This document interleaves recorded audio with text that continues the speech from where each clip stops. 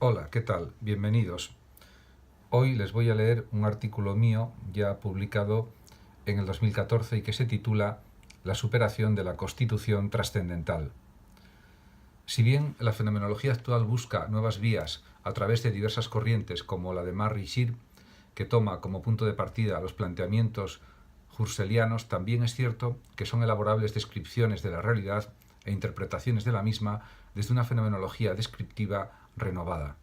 Se puede afirmar que lo prerreflexivo y la intuición cada vez poseen una función cognoscitiva más decisiva en la articulación de las reflexiones filosóficas.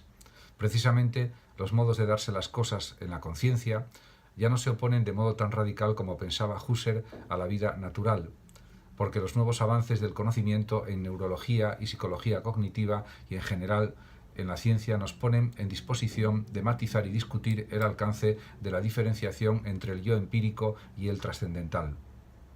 Considero que el darse originario e inmediato de la realidad en la conciencia, a través de la intuición, es un proceso que, aunque se pueda diferenciar del análisis del yo trascendental de la reducción fenomenológica que establece el procedimiento fenomenológico clásico de Husserl y que aporta la esencia, el eidos, o lo invariable frente a la variabilidad de los hechos individuales similares entre sí, completa en cierta forma la aprehensión de lo cognoscible.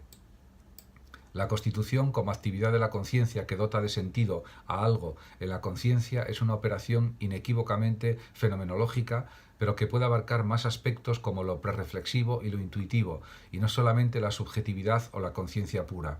Incluso diría más, es aplicable de un modo efectivo a lo presente en los sentidos de un modo similar a como hace Zubiri en su metafísica y en su noología. Estimo que los contenidos intencionales de las vivencias o el noema son más relevantes y ofrecen más contenido que la noesis como actividad de la conciencia que da sentido. Porque los elementos reales o hiléticos de lo aprehendido o vivenciado son la materia de conocimiento que es determinable en el proceso sentiente o intelectivo de la percepción o aprehensión del mundo. Las formas de la actividad de la conciencia, aunque pueden describirse desde una perspectiva husserliana o bien con otras descripciones fenomenológicas, considero que están claramente mediatizadas a un estado del lenguaje y de los procesos de conceptualización que son históricos y, por tanto, aunque tengan un valor intrínseco innegable en función de su rigurosidad y coherencia sistemática, no son algo definitivo e inmutable. Si bien lo trascendental, desde el planteamiento fenomenológico clásico, es el plano de la conciencia que no considera lo existencial y, consecuentemente, no tiene en cuenta el plano psicológico y el lógico, aunque desde un punto de vista abstracto es la expresión de la actividad pura de la conciencia, también es la manifestación de una vinculación con lo experienciable cósicamente, como indica acertadamente Szilassi, explicitando la fenomenología de Husserl. Así, el mismo Szilassi escribe: representémonos los actos descriptivos de la conciencia como si ellos cumplieran el papel que desempeña la aprehensión intuitiva completa del movimiento de trenes en la percepción del observador. La experiencia trascendental revela la esencia del sistema del ferrocarril. Ciertamente, la trascendencia en el ámbito fenomenológico se puede entender como la expresión de la diferencia irreductible entre el objeto intencional y la conciencia en la que está presente.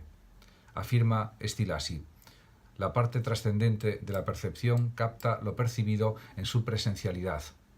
Esto posibilita un cambio de orientación radical, a mi juicio, porque supone la puesta en valor de una manera muy clara de la realidad presente en la aprehensión intelectiva del mundo. Además, abre innumerables vías de elaboración filosófica con un común denominador, que puede ser denominado realismo trascendental y también hermenéutica crítica trascendental, en clara contraposición a una compleja y extensa trama de análisis puramente abstractos y lingüísticos acerca de la actividad de la conciencia, que son valiosos. Se abre un cuerpo o se abre un campo también inmenso de conocimiento profundo y constantemente renovado de lo que es la realidad presente a los sentidos, con una trascendencia vinculada o unida a la propia presencialidad de lo cósico en su inmediatez intuitiva y sensitiva. Esto se diferencia claramente de lo que es el planteamiento más ortodoxo de la fenomenología, ya que escribe también Szilassi. Pero el acto reflexivo no es nunca una aprehensión trascendente de la cosa misma, En la reflexión no participo en la percepción concreta, no vivo en la percepción de la mesa, sino en la aprehensión reflexiva inmanente de la percepción de la mesa. No participo en la posición temática de la mesa aprehendida. Este no participar de la posición del mundo material es el sentido de la epogé. La reflexión fenomenológico-trascendental considera el acto sin participar en él, no sigue su dirección temática. Considero que aunque este procedimiento es apropiado, puede y debe ser completado con una descripción de la posición presencial de lo dado en la percepción o aprehensión. Esta misma descripción e interpretación de lo presente ya es un proceso fenomenológico en sí mismo que ofrece significados y sentidos que son constantemente renovados y que pueden ser discutidos, confrontados, analizados y valorados.